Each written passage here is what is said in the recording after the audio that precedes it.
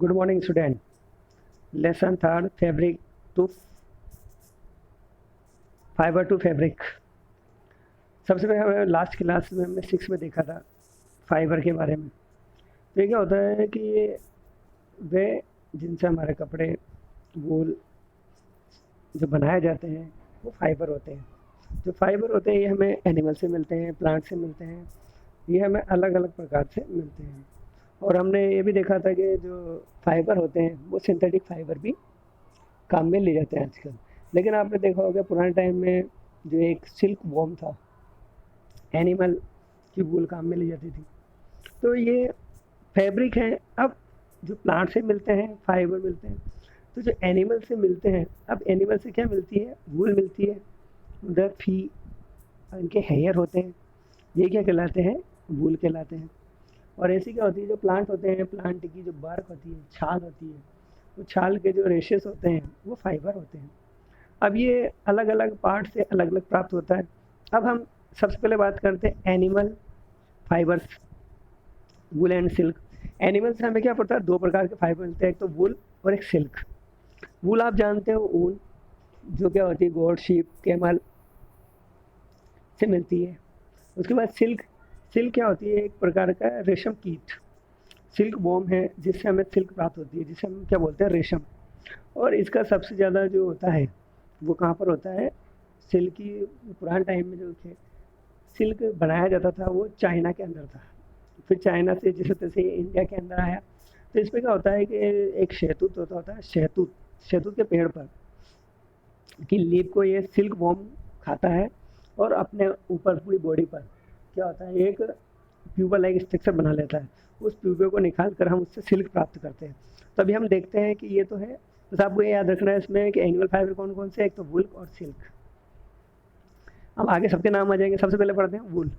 वूल जो है ये come from the sheeps, goat, yak. Sheep जानते हो आप? भेड़, गोट, याक ये क्या होती है? कश्मीरी बकरी होती है। इससे क्या होता है? वूल प्राप्त किया जाता है। और इसकी क्या होता है? जो बकरियाँ होती हैं अपने यहाँ, जो देसी बकरियाँ होती हैं उनके बाल छोटे होते हैं, लेकिन जो दूसरी बकरियाँ होती हैं उनके बाल भी, कश्मीरी बकरियाँ होती है उनके बाल बहुत बड़े बड़े होते हैं।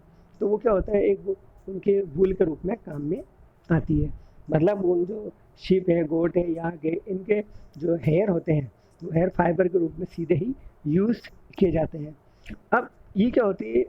इसका वूल का क्योंकि ये क्या होती है, जो ये फाइबर होते हैं, ये वूल जो होती है ये क्या होती है? ये हीट की गुड पूर कंडक्टर है, यानी हीट को ये पास नहीं होने देती।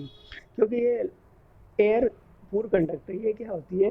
इसके अंदर से एयर नहीं निकल सकती। एयर नहीं निकल सकती तो क्या होगा कि ये पूर कंडक्टर होते हैं। इस वजह से हमें इसके अंदर गर्मी लगती है।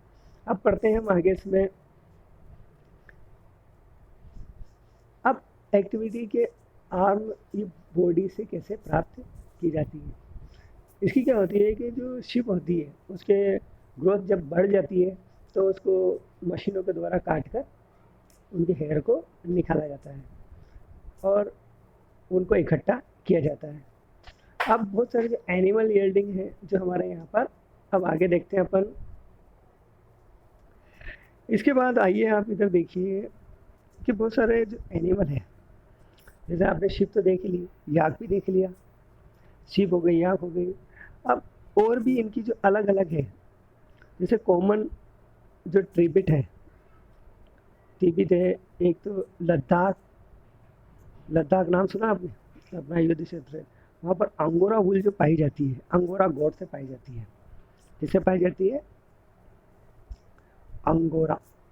ये सबसे कॉमन है, टेबिट है, जो टेबिट और लद्दाख में पाई जाती है वूल अंगोरा। ये फ्रोम है अंगोरा गोट से प्राप्त होती है। ये highly region and Jammu and Kashmir, ये कहाँ पाई जाती है? जम्मू और कश्मीर में पाई जाती है। अब इसके जो बाल होते हैं, under fur the Kashmiri goat is soft in the pashmina.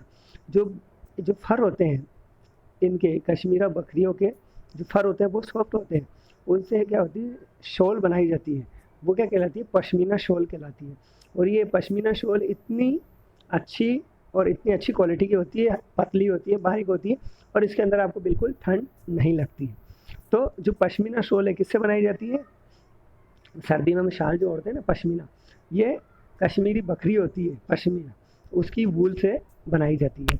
और भी है अपने जैसे जो फर हैं, hair body of camel, camel के यूज़ करके वूल बनाई जाती है। एक लामा एंड आल्पा है, लामा एंड आल्पा एक कैमल जैसी है, इन साउथ अफ्रीका में पाए जाते हैं। इनसे क्या होती है, वूल प्राप्त की जाती है।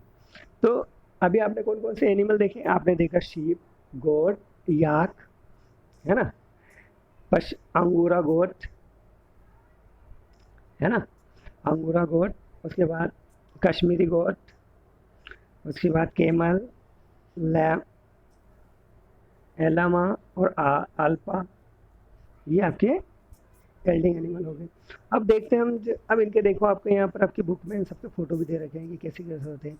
दिख रहा है आपको, पिक्चर कलेक्ट करके आप भी देख सकते हैं। जैसे कि यहाँ पर यह है, ये रहा आपको ये याक, ये अंगूरा गोट, ये गोट नॉर्मल, कैमल, ये है लामा और ये अल्पा।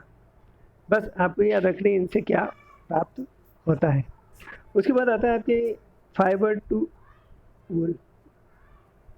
अब ये क्या होती है, ये इतनी छोटी प्रोसेस तो है नहीं, क्यों, हमने कह दिया कि वूल से बनता है। इसके लिए बहुत सारी प्रोसेस काम में ली जाती है।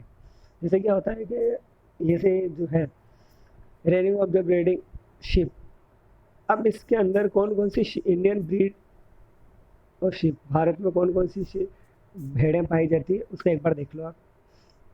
सबसे बात है लोही,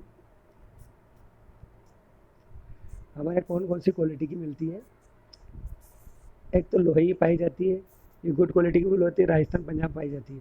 उसके बाद है रामपुरी बुशेर, ये ब्राउन फीस होते हैं, और ये उत्तर प्रदेश हिमाचल प्रदेश पाई जाती है। नेली, ये कारपेट वूल बनाई जाती है, इससे राजस्थान हरियाणा पंजाब पाई जाती है। बखरवाल, ये क्या होती है, वूल, इससे शॉल बनाई जाती है, जम्मू कश्मीर पाई जाती है। मारवाड़ी, ये क्या होती है, कोरस वूल होती है, जो गुजरात में पाई जाती है। पठानवाड़ी, ये हौसली होती है और गुजरात में पाई जाती है। अब आती है आपके, देखिए कि फैब्रिक से वूल बनाना। अब फाइबर से वूल बनाना इतना आसान प्रोसेस नहीं है। सबसे पहले क्या होती है, रेयरिंग ऑफ भेड़। हम क्या करते हैं कि इनको भेड़ों को पाला जाता है, रेयरिंग ऑफ ब्रीडिंग वूल रखा जाता है। अब कहाँ कहाँ पर पाई जाती है भेड़ें, आपके जम्मू कश्मीर, उत्तर प्रदेश, आंध्र प्रदेश, सिक्किम, हरियाणा, पंजाब, गुजरात। शेप एयर टेकिंग है, शेप एंड ग्रेजिंग, इन भैंसों को, गायों को, जो शीप है उनको चराते रहते हैं। हमारे यहाँ भी बहुत सारे रेवड़े आते हैं ना, ऊँट भी आते हैं, गाय भेड़ें भी आती है जो ग्रेजिंग करने के लिए आते हैं, और इसको जो है केक मटेरियल, और इनसे इन्हें खाना भी क्या है, इनका पत्तियाँ इनका खाना होती है। अब इनसे क्या होती है, सबसे पहले इनकी जो स्टेप है, प्रोसेस फाइबर टू इंटू वूल, वूल बनाने के लिए इनकी अलग अलग प्रोसेस काम में ली जाती है। तो क्या होती है, अच्छी किस्म की वूल प्राप्त करने के लिए सिलेक्टिव ब्रीडिंग की जाती है, अच्छी भेड़ पाली जाती है। अब process of fibre into the वूल कैसे बनता है, उसके लिए इसमें 6-7 स्टेप है। अब वो 7 स्टेप में सबसे पहले हम देखते हैं क्या है, processing to fibre into wool. Step first, facing sheep along with the layer of the removing body. सबसे पहले स्टेप में हम क्या करते हैं कि जो भेड़ की स्किन है उससे उनको फर को अलग किया जाता है, शेविंग की जाती है उनकी।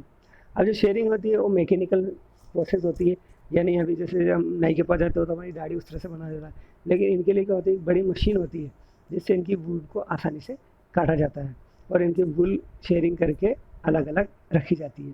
दूसरी स्टेप है इसमें, second step, shear with the hair through the vast. अब जो वूल काट लिया आपने, उस वूल को क्या कहते हैं, धोई जाती है, and the grease and dirt and the called scoring.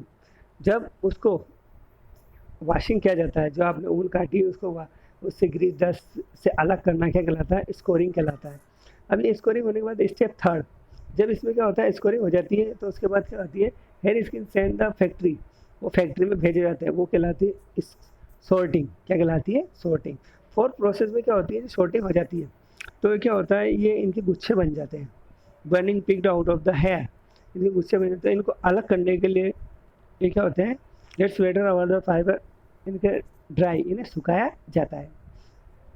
उसके बाद फिफ्थ स्टेप, जो फाइबर होते हैं उनको अलग अलग वेरियस कलर में रंगा जाता है।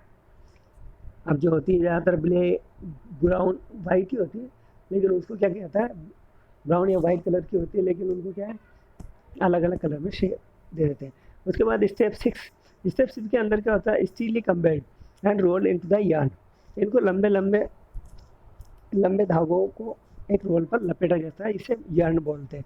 जैसे छोटे जो फेस होते हैं उनको आपस में जोड़ जोड़ के एक लंबा तार बनाया जाता है, स्ट्रीट वायर, उसे क्या बोलते हैं, यार्न बोलते हैं। क्या बोलते हैं, यार्न। और वो लंबे धागे ही हमारे काम में, जिनसे वुड, क्लॉथ सब बनाए जाते हैं। जहाँ तक आपको समझ में आई कि नहीं आई? जहाँ तक मुझे याद हो, मैं समझा पा रहा हूँ आपको समझ में आ गया हो। एक बार और देख लो, जो processing to fabric to fibre, इसकी कितनी है, 6 स्टेप है। सबसे पहले स्टेप फर्स्ट, इसमें क्या होता है, शिप को लेकर उसकी शेविंग की जाती है।